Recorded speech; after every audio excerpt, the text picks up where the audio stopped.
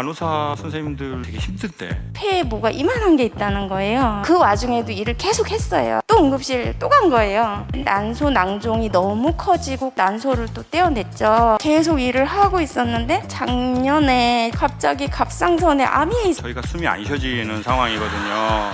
병원 앞에 동상을 세우시려고 하신 거예요. 몸의 한계를 넘어서 무리하게 정신으로 우리의 몸을 질질 끌고 막 다닌 건데 그게 과연 무엇 때문인가?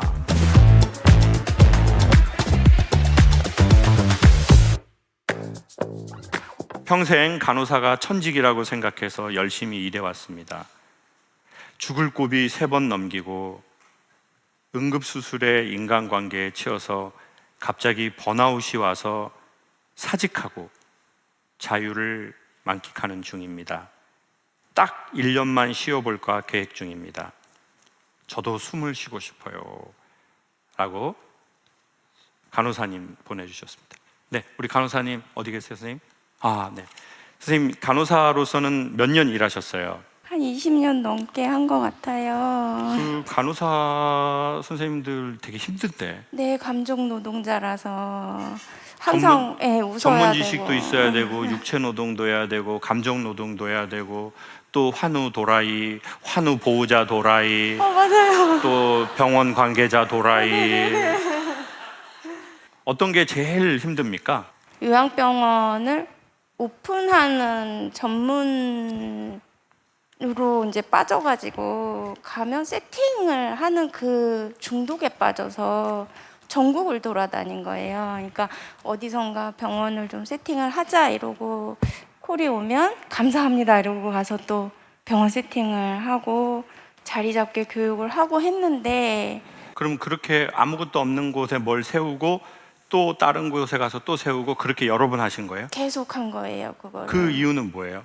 그냥 그 병원이 만들어가는 그 과정이 너무 성취감이 너무 크니까 중독이 돼버린 거예요. 그러니까 이제 계속 그걸 했는데 나이 40에 갑자기 흉통이 너무 심해서 숨을 못 쉬어가지고 제가 새벽에 자다가 응급실에 운전을 해서 주차장 바닥을 기어가서 마약을 2대를 맞았는데도 통증이 안 없어져서 CT를 찍었는데 폐에 뭐가 이만한 게 있다는 거예요. 그래서 검사를 했는데 다행히 교수님이 그냥 양성 종양이다. 약을 먹고 걔를 줄이자. 이래서 이제 5년 약을 먹고 얘를 이제 없앤 거예요. 없애고 또 그 와중에도 일을 계속 했어요. 약을 먹으면서 했는데 이제 얘가 없어져서 살만해 이러니까 계속 배가 너무 아픈 거예요. 도저히 못 참겠다 이러고 또 응급실 또 간 거예요. 갔는데 왼쪽 난소에 난소 낭종이 너무 커지고 꼬여가지고 괴사가 오기 시작했다는 거예요. 그러니까 하루만 늦게 왔어도 당신은 폐혈증으로 죽었어 이러시더라고요. 그래서 그 다음날 바로 응급수술 들어가서 난소를 또 떼어냈죠. 떼어내고 회복을 해서 계속 일을 하고 있었는데 작년에 느낌이 너무 이상해서 그냥 종합검진을 받았는데 갑자기 갑상선에 암이 있는 것 같아요 이러는 거예요. 그래서 사이즈가 일반 사이즈에 비해서 3.8cm이라는 거예요. 그게 엄청 큰 거거든요. 그러니까 그때 지금은 그러면 어떤 상태세요? 급하게 수술 날짜 잡아가지고 단절제를 하고 갑상선 그 호르몬 약이랑 칼슘 약을 먹으면서 2주 동안 연차 쓰고 해서 수술하고 회복 조금 하고 근무를 한 거예요. 근무는 왜 선생님 계속 그렇게 병원 앞에 동상을 세우시려고 하신 거예요? 왜 그렇게 본인 몸이 막 그런데도 계속 그렇게 일을 하신 거예요? 지방에 있는 병원은 간호사 뽑기도 힘들고 치료를 하고 나와서 이제 그 병원 안에서 영양제 맞아가면서 이제 근무를 했는데 한 4개월 지나니까 환자분들이 너무 힘들게 감정 쓰레기통을 하는 거예요. 그러니까 다 받아주고 다 달래주고 막 이러니까 어느 겨울에 그 병원 안에서 제가 완전 그냥 감정 쓰레기통이 되는 애. 쟤한테는 무슨 얘기를 하고 무슨 난리를 쳐도 다 받아주고 다 해결해주는 애 이렇게 된 거예요. 그러니까 현타가 확 와서 어느 날 갑자기 숨이 안 쉬어지는 거예요. 그러면은 지금 다 아시겠지만 선생님 얘기하는 동안 저희가 숨이 안 쉬어지는 상황이거든요. 너무 마음이 아프면서도 듣는 사람들이 또 숨이 안 쉬어지고. 근데 저도 선생님만큼은 아니지만 조금 그런 게 있는 것 같은데, 이런 질문을 드려보고 싶은데, 선생님은 구원을 하고 싶은 것 같으세요? 아니면 인정을 받고 싶은 것 같으세요? 아니면 또 다른 어떤 이유가 있어서 이렇게 무리하게 계속 이런 반복이 이루어지는 것 같아요? 저는 간호사라는 직업이 너무 좋아서 선택을 했기 때문에 이걸 놓으면 내 삶이 몽땅 없어지는 것 같은 느낌이 드는 거예요. 오케이. 나올 때 모든 선생님들이 다 그랬어요. 선생님은 분명히 3개월 안에 다시 붙잡혀 올 거다. 우리가 그렇게 이미 몸의 한계를 넘어서 무리하게 정신으로 그냥, 아니면 뇌의 흥분 상태로 우리의 몸을 질질 끌고 막 다닌 건데, 그게 과연 무엇 때문인가? 그러니까 인정을 받고 싶은 건가? 아까도 말씀드렸지만, 아니면 내가 이 어려운 상황에 있는 사람들을 구원하는 그 일에 내가 부분적으로 참여하고 싶은 것인가? 왜냐하면 그 근본의 동기에 대해서 우리가 알거나 이해하지 못하면, 몸이 또 좋아지면 선생님은 또 우리가 또 그럴 수 있잖아요. 그러면 병원에 있는 분들은 나 3개월이라고 그랬지. 봐봐, 왔잖아, 저 선생님. 선생님은 결국 여기서 뒤지게 돼 있어. 그거를 그분들이 나쁜 마음이 아니라, 그리고 때로는 그 선생님의 정리되지 않고 균형이 심하게 깨진 선생님의 존재가 사람들 안에 있는 저 밑에 있는 나쁜 마음을 끄집어 올릴 수도 있다고 생각하거든요. 선생님이 건강하면 그 사람들 안에 있는 나쁨이 잘 안 나오거든요. 그러니까 의도치 않게 내가 내면의 균형이 깨져서 사람들 안에 있는 나쁜 마음을 끄집어내 버린다는 거죠. 사람을 이용해 먹을 수도 있고, 부당하게 일을 시키고 그 고마움을 모를 수도 있고, 당연하게 생각하고, 오히려 더 쓰레기들을 선생님 집 앞에 갖다 버리고, 선생님한테 계속 그렇게 모든 감정의 쓰레기를 갖다가 놓을 수 있다는 거죠. 선생님이 받아주니까. 그리고 안 받아주면, 왜 갑자기 안 받아? 선생님이 어느 날 그렇게 말하겠죠. 이제는 분리수거를 하세요. 왜? 전에는 전부 다 받았잖아. 이렇게 할 수 있잖아요. 그러면 선생님도 어느 날 이게 막 폭발해 볼 수도 있겠죠. 그래서 우리가 우리를 이해하는 차원에서 우리는 누구를 구원하고 싶었던 건가? 아니면 인정을 받고 싶었던 건가? 그 인정이라면 무슨 인정을 받고 싶었던 건가? 당신이 없으면 안 된다는 인정? 어쩌면 우리가 우리 부모에게서 받아야 할 인정이나 신께 받아야 할 인정을 우리가 너무 못 받다 보니까 그것을 다른 쪽에서 이걸로 채우려고 한 것은 아닌가? 이런 거에 대한 조금은 따뜻한 시선으로서의 자기 이해가 있으면 좋을 것 같아요. 저는 강의를 선생님처럼 막 그렇게 막 한 것 같아요. 그리고 재미있고 신났고 이게 사명감이고 막 했어요. 근데 어느 날 그래서 사람들의 그 감정의 힘듦을 다 받았어요. 왜? 그걸 받아야 사람들이 조금 좋아진다는 걸 알았거든요. 근데 나중에는 못 하겠는 거예요. 그러니까 전 저희 엄마도 제 핸드폰 번호를 모르거든요. 김미자도 제 핸드폰 번호를 몰라요. 뭐 형 누나들은 다 그렇고, 거의 누군가에게 전화도 안 하고 메시지 오고 받고 이러는 것도 되게 그 상태가 된 거예요. 그냥 뇌의 신호를 이만큼도 쓰기가 싫은 거야. 그러다가 어느 날 제가 기도 아닌 기도를 했어요. 하나님, 만약 가능하시다면 제가 이제는 좀 저로 살아도 되겠습니까? 죄송하지만 만약 저로 살아도 된다면 저로 좀 살고 싶습니다. 그리고 나서도 계속 그 구원자 컴플렉스에 빠져서 누군가를 구원하려고 해요. 그러다가 더 힘들어지니까 악이 바칠잖아요. 그러면 예수님도 3년만 하고 갔잖아요. 신의 아들도 3년만 하고 갔는데 인간의 아들이 벌써 20년째입니다. 나도 못하겠어요. 너무 힘들어. 또 뭐 이런 얘기를 했다가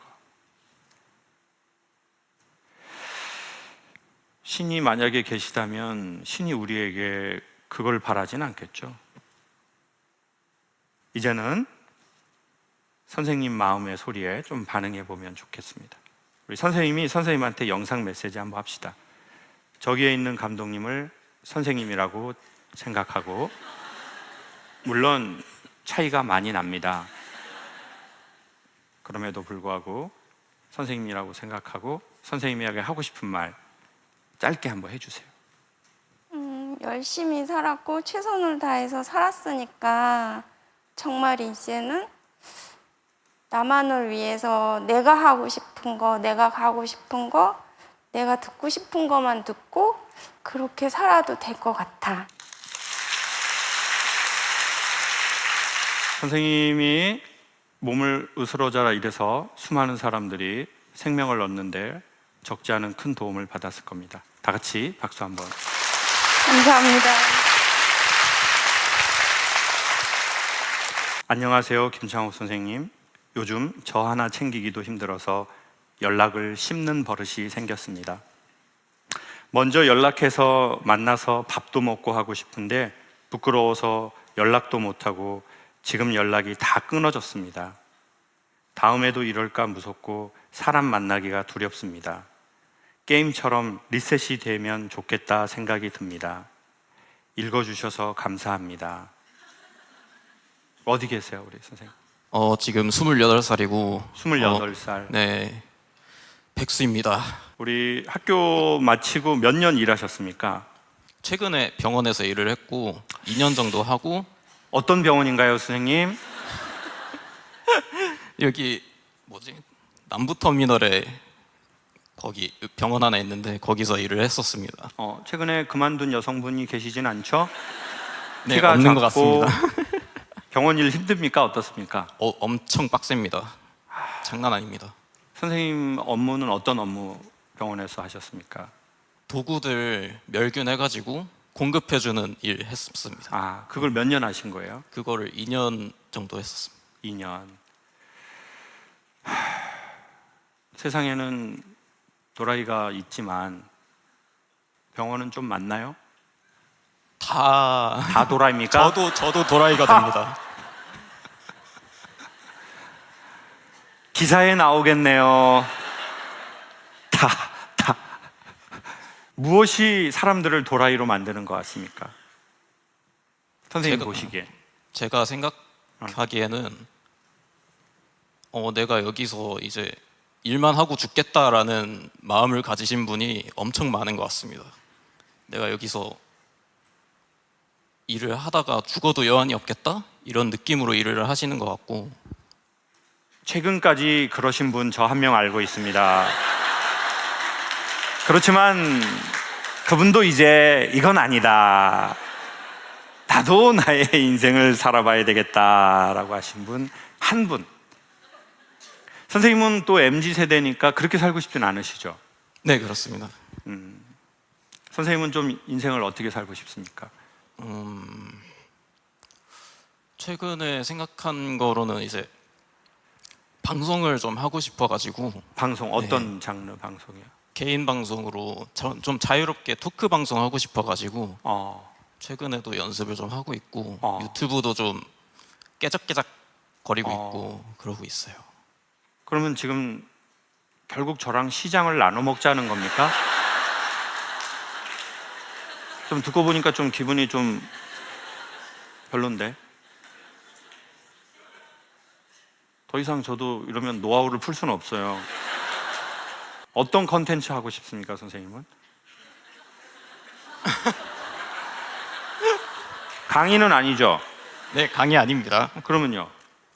저는 책 소개하는 거 하고 싶습니다. 제 책을 소개하는 건 어떻습니까? 좋습니까? 근데 다른 분들도 느꼈겠지만 선생님은 유튜버의 좋은 자질이 있는 것 같아요.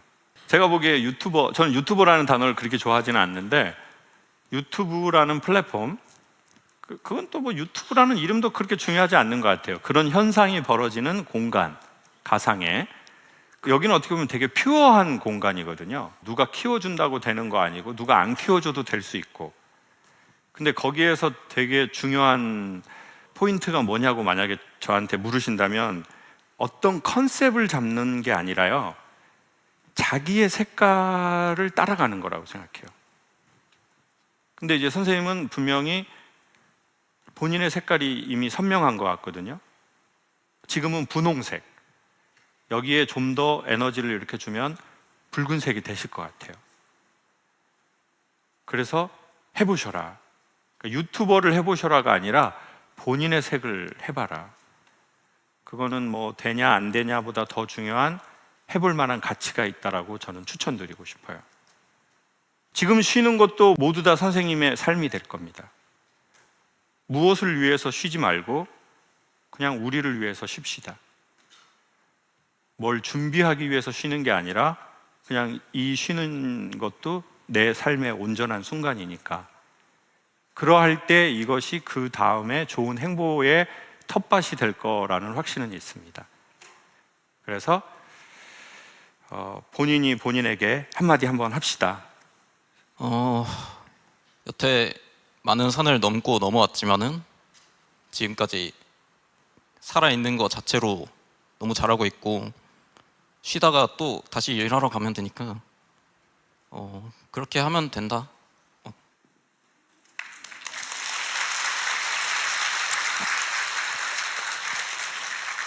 만약에 유튜브 하시게 된다면 제가 PD님하고 저희가 상의해서 말씀드려 놓을게요.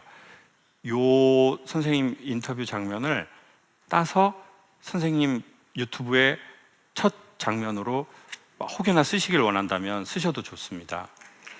네. 선생님이 저하고 우리가 얘기 나누고 선생님이 자신에게 영상 메시지 쓰는 걸 선생님 유튜브 첫 장면에 넣는 거예요. 어때요? 좋습니다. 좋아요?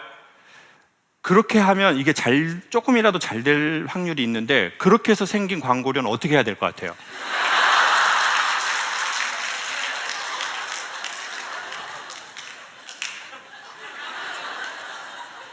저도 생각 없이 던지는 놈은 아닙니다. 저도 나이가 50이 넘었어요. 감사합니다. 선생님 유튜브 잘 되시길 바라고, 대한민국의 많은 젊은이들이 모두 다 자기의 길을 찾고 걸어가고 그러기를 진심으로 바랍니다.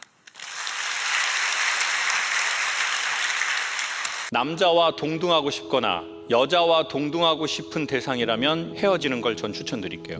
난 자기랑 동등하고 싶지 않아, 내가 더 손해보고 싶어, 그런 사람을 만나야 돼요. 윤동주의 십자가, 첨탑 위에 달린 고독했던 사나이, 행복한 예수 그리스도라고 말하거든요. 예수는 십자가에 달릴 만큼 사랑하는 대상이 있었다는 거예요. 그게 행복이라고 말하는 거죠. 십자가에 달리고 싶지 않아, 내가 오른팔이면 너도 찍혀야 돼, 왼팔, 그게 동등해, 왜 나만 찍혀 이 새끼야, 이런 사람하고는 연애하지 마시라는 말씀을 드리고 싶습니다. 내가 그 남자의 짐을 지고 싶고, 내가 그 남자의 슬픔을 봤는데 내 등에 그 남자의 짐을 지고 싶은 남자랑 사귀어야 돼요.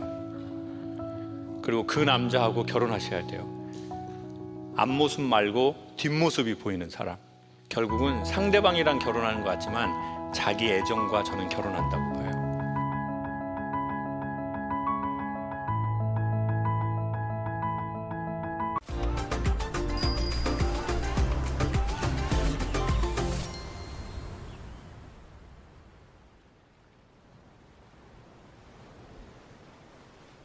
엄마는 아기가 똥을 싸도 귀엽다고 해준단 말이에요. 아유, 똥 쌌네 우리 아들, 똥도 놀았네, 냄새도 좋네. 내가 조금만 걸어도 아이고 겁내. 큰 딸을 하늘나라로 보내고 딸의 자녀를, 특히 지적으로 심적으로 어려움이 있는 손주를 지금도 함께 살며 돌보고 계시는 83세 친정어머니에게 위로와 힐링의 시간도 드리고, 작은 딸인 저도 엄마와 좋은 추억을 만들고 싶어서 왔습니다.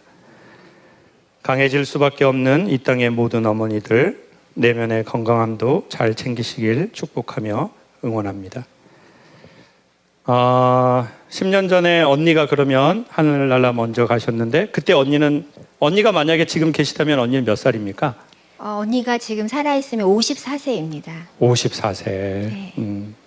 어머니 한번 어머님 저 강연을 들으신 적이 있으신가요? 아니면 따님이 오늘 오자고 해서 처음 들으셨어요? 네, 오자고 해서 처음 듣는 거예요. 아, 처음 들으셨어요? 어떠세요, 어머니? 너무 정말 제 마음에 아주 깊이 감동되고 너무 즐겁고 좋습니다. 아유, 감사해요, 어머니.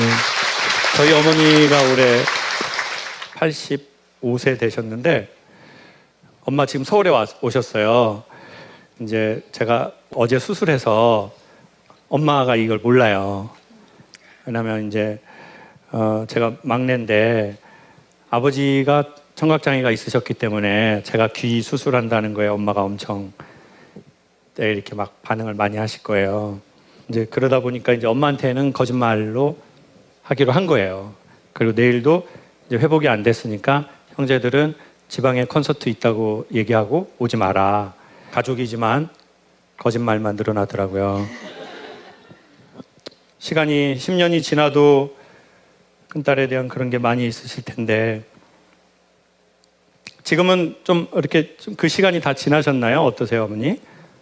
힘든 줄 몰랐는데 가면 갈수록 이제 좀 생각날 때가 많이 있어요. 근데 이제 아기를 제가 키우게 됐는데 지금 10년 됐는데 걔가 지적 장애예요.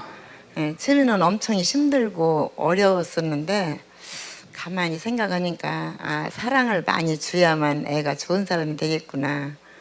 그래서 제 나름대로 제가 항상 쥐고 개 이렇게 비율을 맞춰가며 잘 지내고 있고 또 지금 와서는 신앙생활을 잘 하고 있어요. 교회를 잘 가고 또 교회 가서 선생님 노릇을 한다 그러면서 집에서 자랑스럽게 얘기할 때 너무 감사하고 그렇게 생각을 하고 잘 살고 있어요. 아유, 고맙습니다. 전에도 한번 말씀드렸는데 제가 딸이 하나 있는데 지금은 제가 그 트라우마에서 좀 벗어난 것 같은데 아이가 어렸을 적에 꽃가루 알러지가 있었는데요. 봄에 뭐가 막 많이 날릴 때 여기가 이제 부어서 숨이 잘 안 쉬어졌던 것 같아요. 그래서 이제 아이가 응급실로 가고 이제 제가 핸드폰을 당연히 안 갖고 오잖아요, 강연 때. 이제 들어가 보니까 20통, 30통이 온 거예요, 부재중 전화가. 보통 그런 게 좋은 일들은 아니잖아요. 종교가 있는데도 딱 하나밖에 생각이 안 나는 거예요. 만약 내 목숨을 주고 아이를 살릴 수 있다면 목숨을 주겠다 이 생각밖에 안 나더라고요. 근데 그때 그런 생각이 또 들었습니다. 제가 학교 일찍 들어가서 학교에 잘 적응을 못했거든요. 그리고 제가 제때 한 게 하나도 없어요. 대학도 시험 2번이나 봐서 떨어지고 고등학교도 공부 못하는 데 가서 친구들한테 돈 뺏기고 엄마한테 말 못하고 그래서 나는 왜 제때 남들이 하는 거 보통도 못할까 이런 생각을 되게 많이 했어요. 근데 엄마가 저보고 그러더라고요. 창호가 너 너희 딸 귀엽지? 엄마도 너 그렇게 키웠어니? 근데 눈물이 엄청 나더라고요. 내가 사는 내내 내가 인생에 적응 못하고 힘들고 그럴 때 우리 엄마가 매 순간 저런 안타까운 눈으로 나를 봤겠구나. 그리고 때로는 부모에게 그 사랑을 받지 못했다 하더라도 그게 하나님이든 삶의 어떤 무엇인가가 저는 우리를 그렇게 봤다고 생각합니다. 그래서 지금 여기까지 우리가 수많은 사건, 사고 속에서도 와서 이렇게 서로 얼굴을 본다고 생각합니다. 우리 모두 다 누군가의 소중한 딸이라는, 소중한 아들이라는 말씀을 드리고 싶고 그 말이 언젠가는 믿어지고 느껴졌으면 좋겠습니다. 회피형 남자친구와 불안형인 여자의 연애에 꿀팁이 있을까요? 일단 안 될 것 같습니다. 계산적이고 그런 성격들이 너무 지치게 만들어서 참고 참다 보니 제가 점점 없어지는 느낌입니다. 남자친구가 정말 좋은데 싸울 때마다 증거 하나하나를 찾고 잦은 다툼으로 점점 힘겨워지는 것 같습니다. 근데 저는 이렇게 소개할게요. 연애잖아요, 연애. 연애는 캐주얼하게, 차라리 결혼을 좀 무게감 있게. 근데 우리는 연애를 너무 무겁게 하는 것 같아요. 연애는 뭘 알아보는 거냐면 내가 어떤 반응을 하는 사람인지, 상대가 어떠한 사람인지를 통해서 내가 어떤 사람인지를 알아보는 거라고 생각하거든요. 그러니 연애에는 웬만하면 기회가 되면 할수록 나를 좀 디테일하게 알겠죠. 근데 우리나라는 이런 연애에 대해서도 너무 제가 보기엔 폐쇄적이고 너무 뭐가 많아요. 이 잘못된 그런 거시기가. 자, 그러면 첫 번째 이렇게 추천할게요. 잘 맞는지를 경험에 의해서 알아보는 게 좋겠다. 두 번째, 잘 맞지 않는다면 헤어지냐? 아니에요. 잘 맞지 않음에도 불구하고 내가 저 사람에게 맞춰줄 만한 가치를 느끼는 사람인지를 알아봐라. 안 맞으면 헤어지라는 게 아니에요. 안 맞는데도 맞춰주고 싶어. 그게 더 잘 맞는 거예요. 제가 말하고도 너무 놀랐어요. 전 순간. 이야, 이게 내렸나? 자, 의자 중에 보면은 어떤 의자가 있냐면 완전 픽스된 의자가 있어요. 근데 어떤 의자는 조금 돌려서 맞춰주는 의자가 있잖아요. 그리고 자동차 시트도 이렇게 하면서 어느 정도 많이 맞춰주잖아요. 내가 저 사람한테 맞출 만큼의 가치를 느끼나? 그걸 느낀다면 더 큰 사랑입니다. 근데 그렇게 하지 못할 것 같다. 그렇다고 서로를 비난해서는 안 된다는 거죠. 웬만하면 예의 있게 마무리를 하는 거죠. 우리가 서로를 맞출 의지가 없거나 맞출 능력이 없다라고 생각한다면 이쯤에서 우리 아름다운 추억을 마무리하는 것이 우리가 더 좋을 것 같다. 지금은 어쩌면 우리가 그때가 아닌 것 같다. 그래서 우리가 더 서로에게 맞는 사람을 만날 수도 있고, 아니면 우리가 그렇게 살다가 그렇게 다시 서로가 그렇게 맞을 정도로 우리의 서로가 변화된다면 그때 다시 우리에게 기회를 주자. 헤어질 때 예의 있게 말하는 거를 좀 하면 좋을 것 같아요. 근데 거기다가 헤어질 때 안 맞는다고. 나도 안 해본 게 아니야. 쫀쫀해. 자기는 쫀쫀하다고. 앞으로 누굴 만나면 이런 식으로는 하지 마. 이렇게 우리는 보통 그 말미를 가져가서 자기의 좋은 추억을 슬픔으로 정리해버리는 것 같아요. 오히려 헤어질 때 좀 더 예의 있게 했으면 좋겠어요. 헤어지는 건 이별이 아니라 이거는 이제 정리잖아요. 관계에 대한. 결혼은 누구랑 할까요? 사랑하는 사람이요? 대부분은 그렇지 않대요. 결혼할 때쯤에 만난 사람하고 한대요. 그러니 때로는 결혼은 사랑보다는 타이밍에 가까운 것 같아요. 각각의 그 시간대가 있으니 그 시간대를 인정하면 좋겠습니다. 이건 사랑의 문제가 아니고 각각 우주와 같은 자기의 시간대의 문제인 것 같아요. 50대 초반입니다. 남편과도 사이가 나쁘지 않고 21살, 16살 남매도 건강하게 잘 자라고 있습니다. 어릴 때부터 혼자 살아보고 싶었는데 결혼하면서 육아하면서 그럴 기회가 없었습니다. 이제 애들도 제 손이 없어도 될 나이라 1년 정도 어학연수 겸 미국에 가고 싶습니다. 제가 너무 이기적인가요? 예 라고 말씀드리고 싶습니다. 자, 그런데 저는 이 말씀을 드리고 싶어요. 모든 인간은 이기적이다. 근데 이제 건강한 이기라는 게 있는 것 같아요. 비행기 사고가 나잖아요. 매뉴얼이 어떻게 되냐면 어디에서 뭐가 내려온다 그래요? 천장에서 산소 마스크가 내려온다 그래요. 그러면 보호자는 아이를 먼저 채워주라고 할까요? 자기를 먼저 채우라고 할까요? 그렇죠. 자기를 먼저 채우고 아이를 채우라고 합니다. 근데 한국은 누구를 먼저 채우는 것 같습니까? 자기 아이를 채우고 본인이 차려고 하는 것 같아요. 근데 전문가들이 왜 그 말을 하는 데는 이유가 있지 않겠습니까? 정답의 개념은 아닐지 몰라도. 근데 이미 21살, 16살. 남매도 어느 정도 최소한의 홀로서기가 됐다고 하니 저라면 미국의 어학연수를 갔다 오시라는 말씀을 드리고 싶어요. 이제 갔다 오시면 애들도 새엄마가 이제 생겼을 것 같고 만약 제가 남편분이라면 저는 지지하고 싶습니다. 미국 가시는 걸. 그리고 이런 생각 갖는 거 정말 멋있다.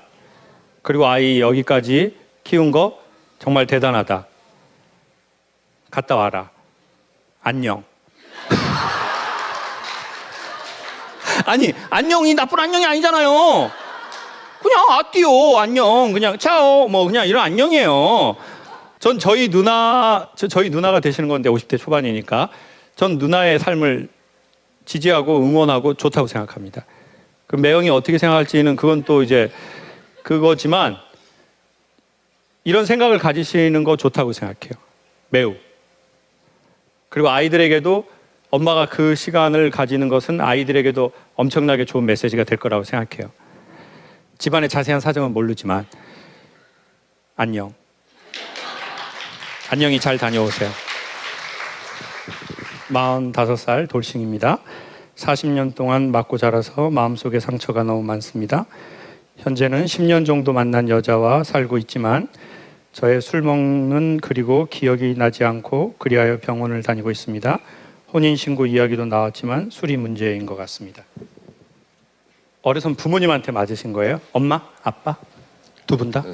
일단은 이제 선생님이 스타트가 됐고 아, 두 번째는 이제 아버지.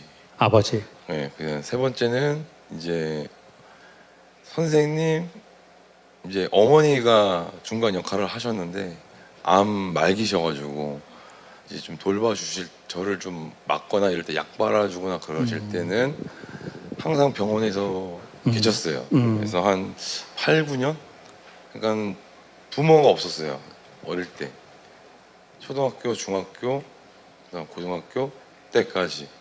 형제는 혼자인가요, 선생님? 남동생 하나 있고 결혼은 남동생. 동생은 먼저 일찍 했고. 네. 우리가 돌싱인 거 40년 동안 맞고 자란 거 내가 10년 동안 같이 사는 사람이 있지만 내가 술 먹는 것 때문에 그 사람이 힘들어하는 거 사실 이런 게 모두 다 우리가 말하기가 사실 쉽지 않은 내용인데 우리가 그거를 말할 수 있다는 건 우리가 모든 문제를 해결할 근본의 힘이 선생님한테 아직 넉넉하게 있고 선생님이 선생님의 삶에 대한 애정이 있기 때문에 할 수 있는 거라고 저는 생각하거든요. 그리고 두 번째는 전에 한번 말씀드린 것처럼 유명한 레스토랑에 가면 벽에 구름은 바람 없이 움직일 수 없고 사람은 사랑 없이 움직일 수 없나니라고 써진 식구를 제가 봤어요. 그 밑에 병천순대라고 써져 있었어요. 선생님이 어디에선가부터 여기까지 오셨잖아요. 그건 엄청난 힘이 들어가는 거거든요. 여기에 있는 인간을 40km 밖에 있는 그곳으로 옮기려고 하면 힘이 들잖아요. 근데 그 힘은 뭐냐? 우리는 김창옥을 보러 온 것 같지만 사실은 자기 삶에 대한 애정이 있기 때문에 여기에 온 거예요. 우리가 어떤 노래를 듣고 싶어서 간 거, 그 가수를 좋아하는 것 같잖아요. 아니에요. 그건 표상일 뿐이고 우리는 자기 삶에 대한 자기 사랑이 있기 때문에 그 뮤지컬도 보고 싶고 그 가수도 보고 싶고 그 강연자도 보고 싶고 그 여행지도 가고 싶은 거예요. 인간은 자기 삶에 대한 사랑과 의욕이 없을 때 싶다는 게 없어져요. 누구를 보고 싶다, 어디를 가고 싶다, 뭘 하고 싶다, 없어요. 그때 우리는 정신적으로 되게 힘든 상황이에요. 정신적으로 문제가 되게 있을 때 싶다는 게 없다는 거죠. 그러니까 사람들이 저한테 물어요. 강사님, 제가 공황장애일까요? 제가 정신적인 심한 문제가 있을까요? 그럼 제가 항상 질문 드리는 게 있어요. 선생님, 최근에 본인이 원하셔서 어떤 레스토랑을 예약을 하시고 가서 이렇게 미리 한 30분 줄 서다가 먹은 적이 있나요? 어떤 음식을? 있대요. 그러면 공황장애 아닙니다, 선생님. 선생님이 우울증에 걸리면 결코 맛집을 갈 수 없습니다. 그때는 먹고 싶은 것도 없어요. 살고 싶지도 않아요. 죽고 싶지도 않아요. 아무것도 의욕이 없어져요. 살고 싶지도 않고 죽고 싶지도 않고 누구를 만나고 싶지도 않고 뭘 하고 싶지도 않고. 근데 우리가 움직여서 여기까지 왔잖아요. 그건 내 삶에 대한 내 애정이 아직 남아있다는 거죠. 근데 왜 우리가 이런 강연을 한 번, 두 번이라도 듣는 건 중요하냐? 그건 사람 마음은 전 하나의 우물이라고 생각하는데 이 우물을 너무 오랫동안 안 썼어요. 그러면 옛날에 시골에 살던 분은 아시는데 그러면 저쪽에 있는 물을 길어 넣으려고 할 때 마중물이라는 걸 한 바가지 부어요. 선생님 마음 안에 있는 물을 밖으로 나오게 이렇게 마중 나가는 거예요. 그러는 의미로 한 바가지 필요한 거죠. 내 마음의 물을 너무 오랫동안 안 썼으니까. 그래서 뻑뻑해졌으니까. 저하고도 비슷한 그게 많이 있으시다는 걸 아실 텐데 그러면 저희는 되게 애정에 대해서 결핍함을 느껴요. 네, 맞습니다. 그래서 누군가에게 되게 집착하기도 하고 네. 사랑을 받고 싶기도 하고 네. 사랑받으려고 더 숨어버릴 수도 있어요. 네. 내가 이렇게 숨었는데도 네가 날 찾아올 수 있어? 근데 어쩌면 우리는 어머니와 신에게 요구할 사랑을 우리의 연인에게 요구하는지도 몰라요. 어쩌면 우리 엄마가 해줬어야 될 그거였거든요. 엄마는 아기가 똥을 싸도 귀엽다고 해준단 말이에요. 아유, 똥 쌌네 우리 아들. 내가 조금만 걸어도 아이고 겁내 걸어 이렇게 해준다고요, 엄마들이. 근데 내가 그걸 못 받았을 수 있어요. 똥 싸면 아이 새끼 더럽게 똥 싸고. 내가 이렇게 걸으면 똑바로 걸어. 근데 우리는 그걸 받아야 될 날이 있거든요. 똥 쌌을 때 똥도 놀았네, 냄새도 좋네. 보통의 엄마들이 그걸 하거든요. 근데 우리가 거기에 대한 결핍을 나중에 우리의 이성인 여성에게 원하게 되는데 보통 여성들은 그게 쉽지는 않거든요. 네. 그리고 나이가 더 젊으니까. 그러니까 선생님이 지금 45인데 보통은 남자들이 그러면 뭐 40대 초반이나 30대 후반 여성을 만나고 싶지 뭐 이제 어머니의 성품을 원해서 뭐 이제 한갑 되셨거나 그럼 그분 뭐 수의도 내가 미리 또 좀 짜놔야 되고 그러면 사실 이제 45인 여성인데 뭐 여성도 개인 차이가 있겠지만 그걸 진짜 어머니처럼 다 받아줄 것이냐 쉽지는 않잖아요. 그래도 의지가 있으시니까 네. 끝까지 선생님의 소중한 인생을 모자라도 같이 갔으면 좋겠어요. 선생님과 비슷한 게 여러 가지가 있는데 제가 그런지를 잘 몰랐던 것 같아요. 되게 애정에 뭔가 결핍이 있고 그 시기가 되게 오래 지났던 것 같아요. 그리고는 그때 이제 한 30살 때쯤에 사귀었던 친구가 저한테 그 말을 하더라고요. 오빠는 내가 아무리 오빠를 사랑해줘도 외로워할 사람이다. 그래서 제가 네가 뭐 해줬냐 나 사랑? 그때는 이제 애가 이게 너무 아담하가 딸리니까 그리고 저한테 그러더라고요. 내가 언제 나한테 잘해달라고 했냐. 날 기다려달라고 했지. 근데 오빠는 자기의 속도로 달려가고 나는 가고 있는데 나한테 그 속도로 안 온다고 뭐라고 하는 사람이다.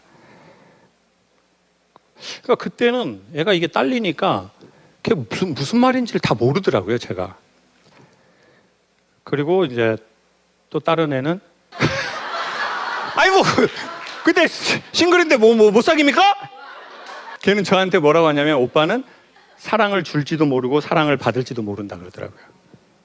그러니까 다 그런 식의 말을 하는데 이게 무슨 말인지를 모르겠는 거예요, 제가. 그러니까 너무 제가 사랑에 대해서 왜곡되어 있고 인간관계에 대한 아주 불편한 목마름이 있고 이러니까 포기하지 마시고 힘들면 잠깐 쉬어가신다 하더라도 그러니까 연애를 포기하지 말라는 게 아니라 우리 자신을 포기하지 않았으면 좋겠다는 거죠. 힘들면 조금 누워있다 가고 그리고 또 연애를 하지 않아도 우리는 우리로 소중하다고 생각합니다. 그리고 그게 될 때 또 주변에 그런 좋은 만남이 또 있을 수 있겠죠. 22년 정도 하면서 처음에는 한 번도 힘들다고 생각한 적이 없고 너무너무 재밌고 너무너무 신나고 너무너무 이게 내 평생의 일이라고 생각하고 살았는데 어느 날인가부터는 솔직히 하기 싫은 날도 오고 그리고 저 스스로 자격이 없는 사람이라는 생각도 들고, 그리고 이게 말에 대한 책임감이 있는 건데 뭐 이런 생각도 들고, 이거 어떻게 해야 되나 그런 생각이 솔직히 많이 들더라고요. 그리고 또 그 와중에 또 몸도 아프고. 근데 요즘 드는 생각은 제가 힘들고 아프니까 종교를 떠나서 힘든 시기와 힘든 삶을 지나가는 우리 모든 사람을 위해서 우리가 다 같이 모여서 제가 한번 진심으로 조금은 유쾌하게 대표 기도를 하는 게 아닌가라는 생각이 들어요. 제가 어떤 메시지를 드리고 그러는 게 아니라 이 시대를 살아가는 우리의 힘든 상황에 대한 아주 솔직하고 웬만하면 진솔한 뭔가 우리의 기도, 여러분과 그런 시간을 갖게 돼서 감사하고요. 건강하십시오. 할머니, 손자 커플입니다. 50년 넘는 세월 동안 상의도 없이 혼자 결정하는 남편에 위로받지 못한 50년. 늦게나마 할머니 마음에 평화가 찾아오기를 바라는 마음에 할머니와 데이트 나왔습니다. 할머니가 평소에 그 선생님을 많이 좋아하셔가지고 하늘이 주신 기회다 싶어서 하늘까지 나왔네요. 이 남편이 한 번도 미안하다, 고맙다 이런 말 한 번 안 하고 지금 3년 전에 3개월을 집을 나갔었어요. 내가 누가요? 나가라 그러지 않아도 나가요. 얘가 너무 자상하고 내 힘든 걸 다 들어주고 위로해주고 안아주고, 한 여사 이리 와 한번 안아줄게. 저런 데서 봐도 어디서 한 여사 돌아보면 얘야. 너무 그거 감사하죠. 희한하네요. 할아버지 씨인데 어떻게 저렇게 다를까요? 우리 손자하고 나와서 저희 사진 한번 찍으시죠.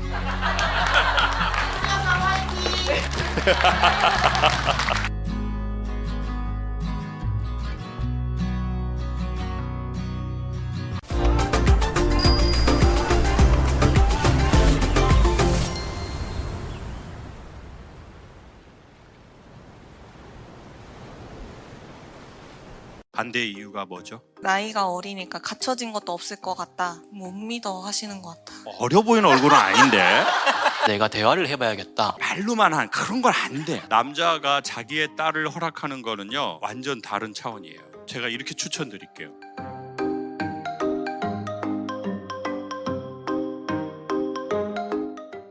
안녕하세요. 저는 30살 여성입니다. 어릴 적부터 지금까지 저는 부모님 앞에서 제 감정을 제대로 표현하지 못하고 살아왔습니다. 결혼을 진지하게 생각하는 사람이 생겨서 부모님에게 말씀을 드렸는데 반대에 부딪혔고, 대화를 시도할 때마다 과거의 제 행동을 들춰서 이야기의 방향이 흐려져 버립니다. 이야기를 꺼내기도 전에 지치고 상처받을까 봐 두려워서 이제는 피하고 있습니다. 남자친구는 기다려주고 있지만 저는 점점 미안한 마음과 자책이 커지고 있습니다. 이 상황을 어떻게 풀어가야 할지 막막합니다. 저에게 용기와 위로, 조언의 이야기를 부탁드리겠습니다. 감사합니다. 이렇게 주셨어요. 어디 계세요? 우리 30살 여성분.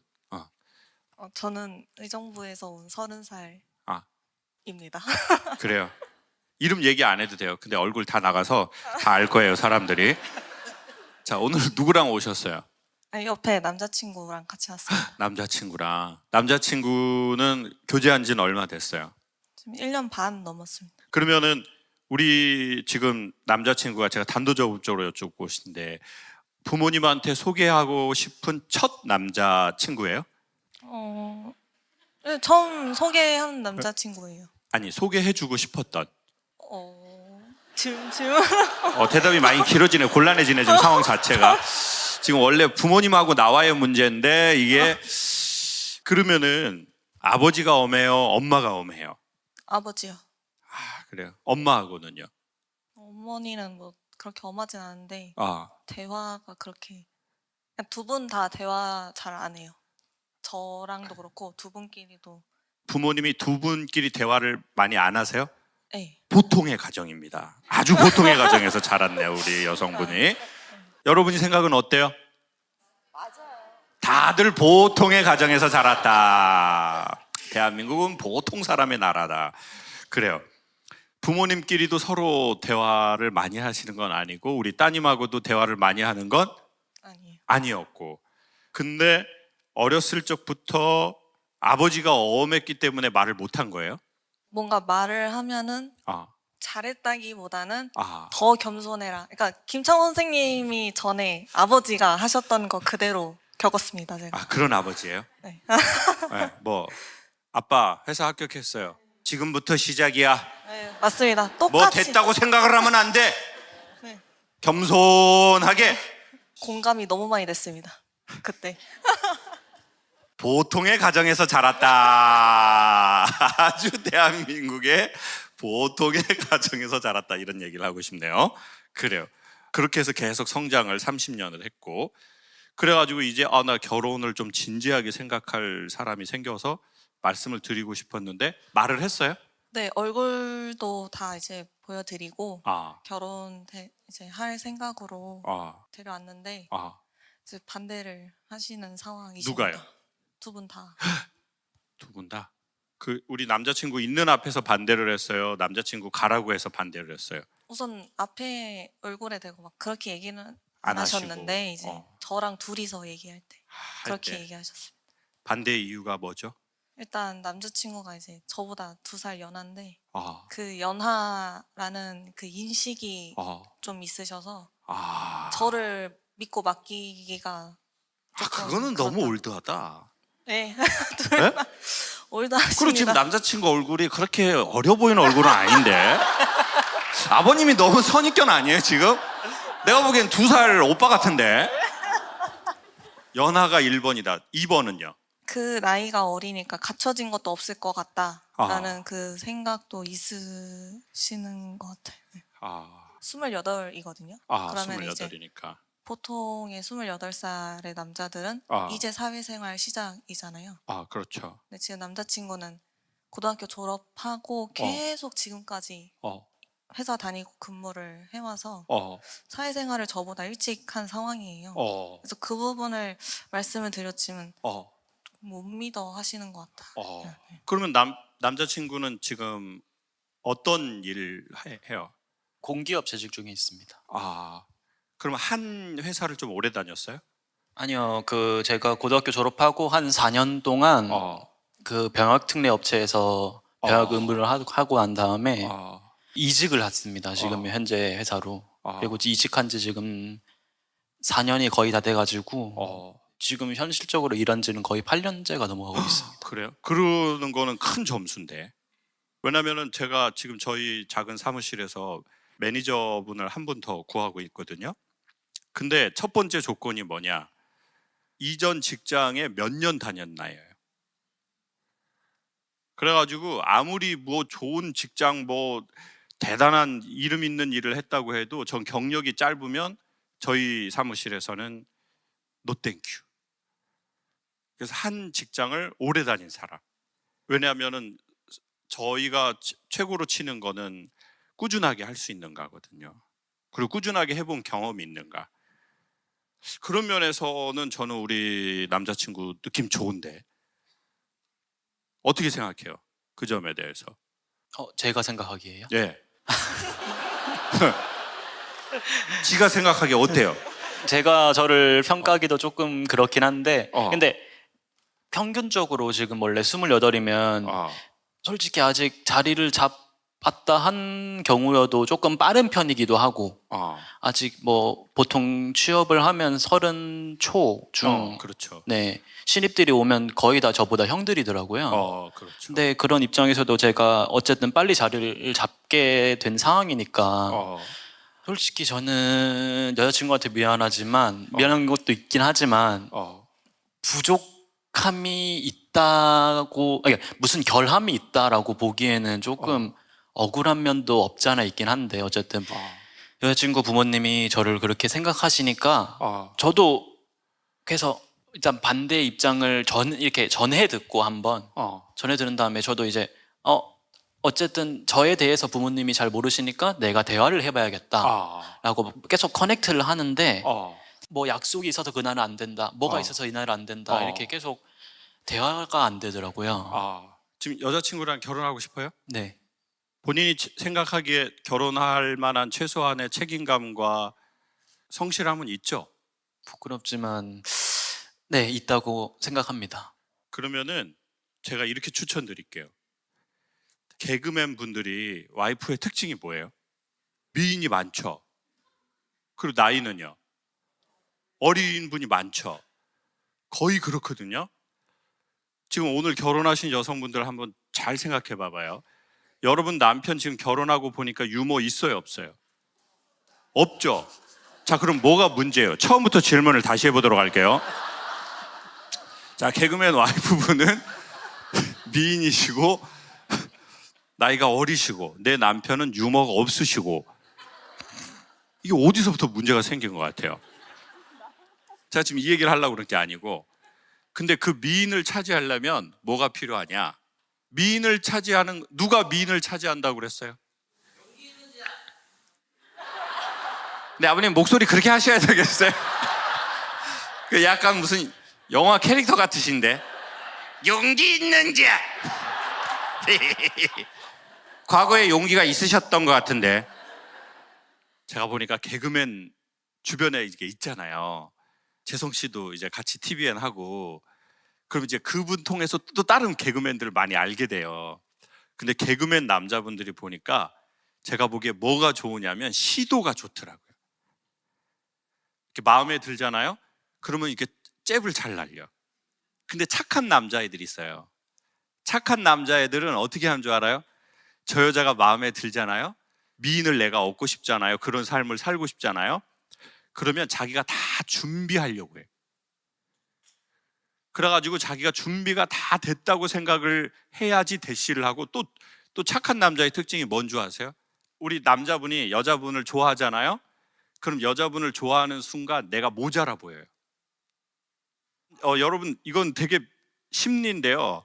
남자가 저 여자를 되게 좋아하잖아요? 그러면 내가 되게 모자라 보여요.